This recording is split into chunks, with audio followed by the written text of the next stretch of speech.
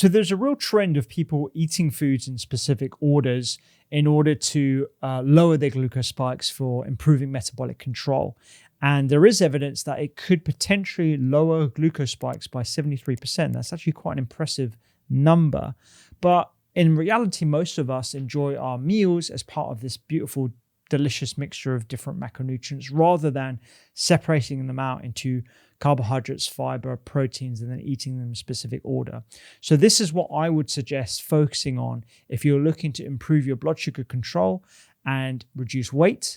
And I'm also going to dive into where I think this actually holds value as well. So the idea of eating carbs last actually comes from a few small trials in people with type 2 diabetes. So that's the first thing to note, that a lot of this evidence is actually coming from people with an established condition of type 2 diabetes, whereas my hunch is that a lot of people are changing the sequence of how they consume foods without type 2 diabetes as a diagnosis.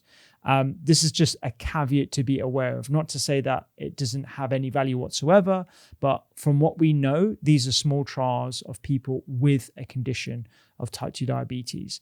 And the notion is eating your carbohydrate-rich foods like pasta and white rice or bread last, and having your protein and fiber up front. And this is, like I said at the start, to lower blood sugar spikes after meals. There was a crossover trial with 11 people that found that when they ate vegetables and protein first, so like a salad or grilled chicken, and then you eat the bun afterwards, like bread or orange juice, their blood sugar levels were reduced by around 30 to 40% in the first hour. And the overall blood sugar rise, that's the incremental area under the curve is how it's referred to, was 73% lower compared to when they ate carbs first. In another trial of 16 people, so again, small trial with people who are type 2 diabetics, so again, with an existing condition, they found that eating carbs last lowered blood sugar spikes by around 53 to 54% compared to eating carbs first, and by about 40 to 44% compared to eating all those foods together. Pretty impressive, right? So what people aren't telling you is that the evidence is kind of weak. There are only a few short-term trials in small groups of people with those established conditions. And so there's only so much that you can actually draw from those trials. Not to say that it might not have a beneficial effect, it's just the evidence is pretty weak right now. The other thing to be aware of is that we don't know what the long-term benefits are. So whilst it might reduce your blood sugar spikes in the short term, what if I was also to repeat the study and get people to do this for 6 or 12 months? Would we see the same effects on blood sugar? Would we see the same lowering effect? Or does your body somewhat adapt to whatever you give it, and it will just spike its sugar either way? We don't know. That's something that the evidence does not show us. Most studies only track blood sugar for around 2 to 3 hours after meals. That doesn't really translate into a better average 24-hour measurement, or HbA1c, which is a measure of the previous blood glucose average over the last 3 months. And a recent systematic review of 8 trials with 230 people concluded that there was no significant evidence that eating carbs later in a meal improves blood sugar markers. And they found slight to no differences in HbA1c, plasma glucose, plasma insulin, or plasma GLP-1, and other markers, again, of metabolic health. So we actually need a lot more quality trials when it comes to looking at long-term markers. And the third thing I would say is probably the biggest pertinent thing is that there are more impactful habits to focus on. So if eating carbs last doesn't lead to these long changes in blood sugar, then it's not really useful for long-term health. And the current evidence suggests that meal order isn't as important. It might still have some precedence, but it's not as important as your overall diet quality, as your total energy balance, or regular exercise. These are probably the 3 things that I would focus on as a priority. So removing ultra-processed products, ensuring that you're not over-consuming food in the first instance, and making sure that you're adding exercise. These are probably the 3 things that I would add before thinking about nutrient sequencing. But here's my perspective on nutrient sequencing. If it's going to get people interested in the idea of actually thinking about food as a way of improving one's blood sugar that could actually motivate them to do those other three things that I just mentioned. So overall diet quality, ensuring that you're not overeating, and ensuring that you're actually going to add some exercise, then it might not be a bad thing. It's really up to you. So it's not harmful to change the order in which you eat, but it is really, really crucial to think about that macro picture, that bigger picture of what's actually going to improve your sugar control, your weight management, and your overall health as well. So what I would actually recommend, if I was to put nutrient sequencing to one side, is on the subject of diet quality, try and get 3 portions of fruit and veg per meal. That sounds like quite a lot, but it also includes things like onions, your beans, nuts and seeds. These are all things that I would think about adding to your meal before changing the order of your meal in its entirety. So more plants on your plates, kicking off things with a vegetable starter, roasted vegetables, or just adding more of those plant-based ingredients to your dish. These are things that would actually increase your overall fiber intake and not have to make you change the order in a regimental manner, which most people probably don't want to do anyway. The second thing is adding more plant-based protein. So beans and lentils are types of plant protein. I actually think the plant proteins that you want to get more of are tempeh, tofu, hemp seeds, peanuts. These are all things that actually have lots of protein in.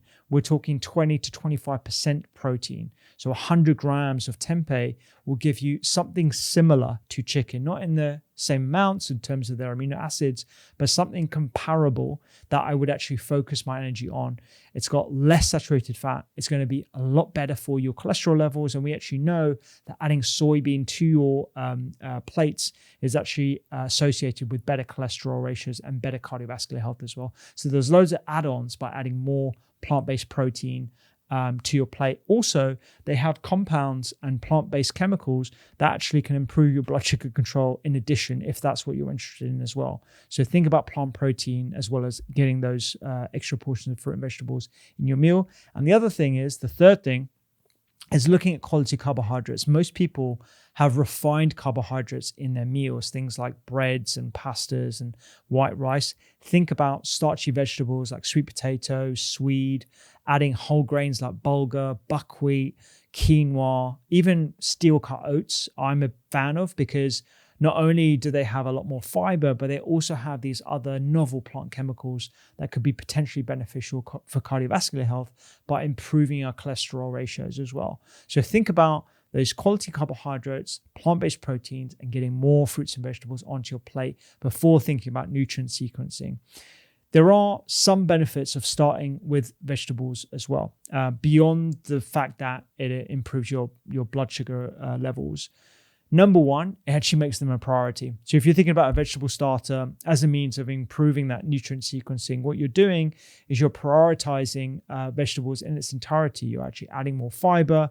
You're leaving less room for carbohydrates that would fill you up and spike your glucose levels. And more fiber is associated with better long-term benefits for your metabolic health.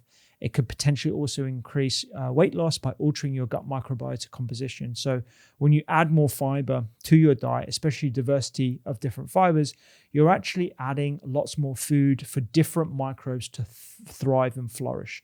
And when those different microbes thrive and flourish, they signal to your brain that they're happy and that they're actually getting enough food. And that switches on your satiation signal that tells your body, you know what, we've had enough food. If you're having ultra-processed food, refined food, that's basically just pure sugar, you're not going to get that satiation signal, and that's going to lead you to overeat, which is why ultra-processed food is in part related to overeating, because you don't have that fiber signal. Whereas if you have the same amount calorie for calorie of whole food, it's a lot more filling, and you're going to overall eat less food, which is going to lead to less visceral fat, there's less fat around your organs, and less fat overall. And you're going to have a lot more intuitive control over how much you should actually be eating as well. Just a quick one. If you want to learn the 5 ingredients that I think are fantastic for inflammation that you should be getting into your diet every week, then download this PDF right now. It's in the link down there, and I'll send you my 5 ingredients for inflammation. On the subject of regulating appetite, which could overall lower your total energy intake from food, these dietary fibers regulate specific gastrointestinal hormones involved in appetite, and they decrease the secretion of ghrelin. So ghrelin is an appetite hormone, the increase of which causes you to feel hungry and want to eat some more, and it increases the release of cholecystokinin, CCK, and glucagon-like peptide, GLP-1. This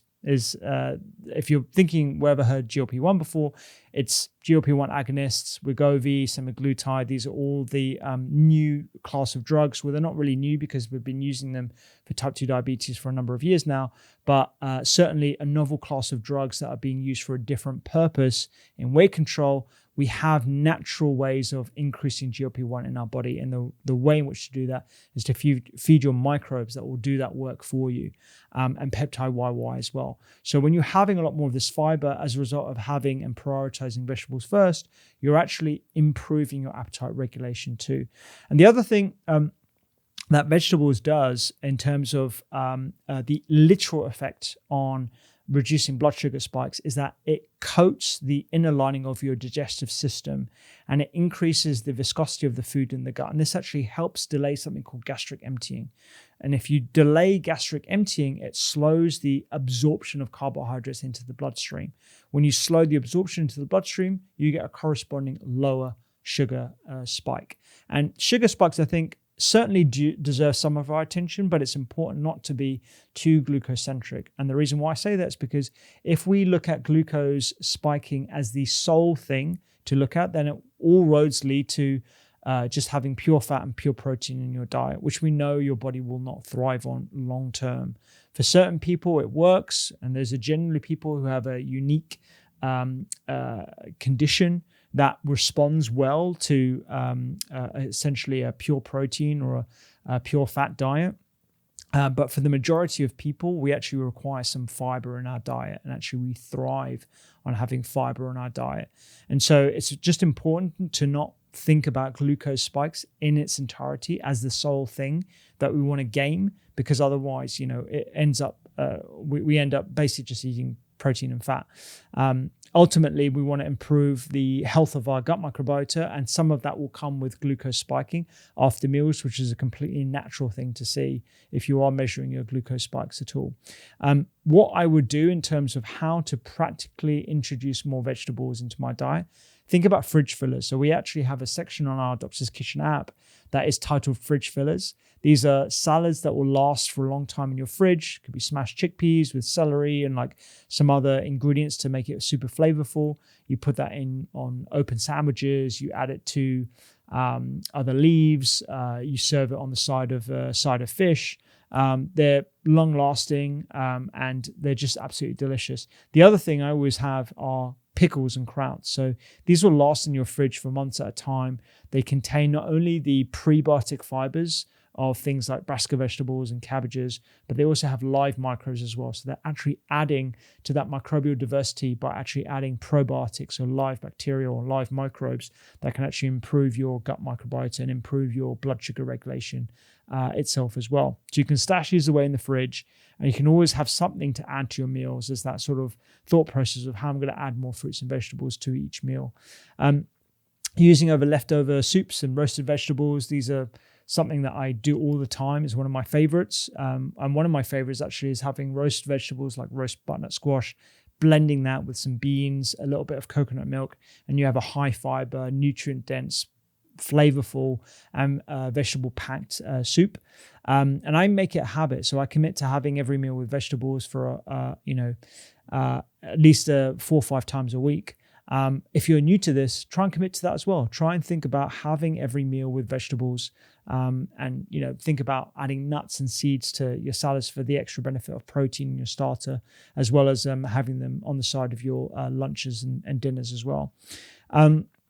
Some of the common questions that we get asked here is whether you can mix your food together. And the answer is absolutely. I would say instead of thinking about nutrient sequencing, I would think about adding more to your mixture of foods as well. So if you're thinking of a chicken salad with a few leaves, think about adding beans to that. Think about adding another vegetable like roasted butternut squash, you will be effortlessly increasing the amount of fiber just by adding extra vegetables to that salad or whatever meal is. So think about just adding one more. That's the way I would rather you think about it, rather than thinking I can only eat my vegetables at the start and then I have to eat my protein and then I have to eat my carbs at the end. Think about just adding it to the mix of your foods rather than having to do it sequencing. If you're not that formulaic, if you're really into the sort of nutrient sequencing and being formulaic with it, then that's absolutely fine as well. Another question I get often are frozen vegetables as good as fresh ones? Absolutely. They're frozen at source. They lock in a lot of the nutrient value. And actually, there have been studies that compare fresh sweet corn with frozen sweet corn. They find that they have high amounts of vitamin C, or they have high amounts of certain nutrients that we find naturally in corn. And the reason why is because they're flash frozen at the source. And then when we transport them, there's less of that degradation. Whereas if you're harvesting it fresh, there's a lot of handling, there's a lot of packaging, sometimes there's air miles, there's fluctuation in different temperatures. This can all lead to nutrient degradation. So in certain circumstances, frozen vegetables or frozen fruit even are actually better than fresh. But I always like to get a mixture as well, because it's kind of like there's going to be lots of different variables in those different products. And also the texture and flavor is completely different as well. So I try and prioritize fresh, but I definitely use frozen, particularly if I'm just trying to add vegetables to my meal as well. What if I don't like vegetables? How can I make them taste better? The biggest hack for making vegetables taste better is spices. So you want to use different spice blends, garam masala, za'atar, Mexican blends, mixed herb blends, Creole blends. There's so many different blends that you use to inject a ton of flavor into your vegetables. And I would say start little at a time as well. Find a vegetable that you absolutely love. Try and use that in lots of different ways, and then try and build up that habit of adding vegetables at every mealtime, because these are certainly going to improve the markers of your health and also the amount of fiber they're consuming as well. One of the questions I get is how vegetables help with weight loss. So there's a number of different ways in which you can see how vegetables help with weight loss. First off, they increase the amount of fiber that you're consuming every single day. When you consume fiber, you're supporting your microbes. Your microbes will signal to your brain that it's satiated. It also improves blood sugar regulation through the mechanisms that I've just described around slowing the absorption of sugars into your bloodstream. And it's also just from the bulk of the fiber, let alone the hormonal effects of signaling to your brain, that is very satiating as well. So you're less likely to overconsume. And if you consume less, that's the main factor behind weight loss or weight maintenance. So that's probably the main ways in which vegetables will help with weight loss. They'll certainly reduce the amount of refined carbohydrates that you consume, particularly if you prioritize vegetables as well. The last question I've got here is, should I still pay attention to meal timing or frequency? What I would do is I would check out our video on time-restricted eating, because there's a lot to be said around when you eat your food, as well as what you eat in terms of when you eat. So when you eat your food, also known as time-restricted eating, is a really important consideration, because it affects your sleep quality, it affects your satiation levels, and it essentially gives your gut a rest. So what I always recommend to people is having a 12-hour window of when they eat and when they do not eat. That's a very, very simple way of ensuring that you're not going to be over-consuming either too early or too late at night. That can affect your sleep as well, which if it is affected your sleep, that can actually also have an effect on your appetite levels as well. So I still definitely pay attention to meal timing. And in terms of frequency, there was a bit of a myth that eating little and often was going to be improve your weight control. That I believe it is a myth. There isn't any evidence to suggest that is useful.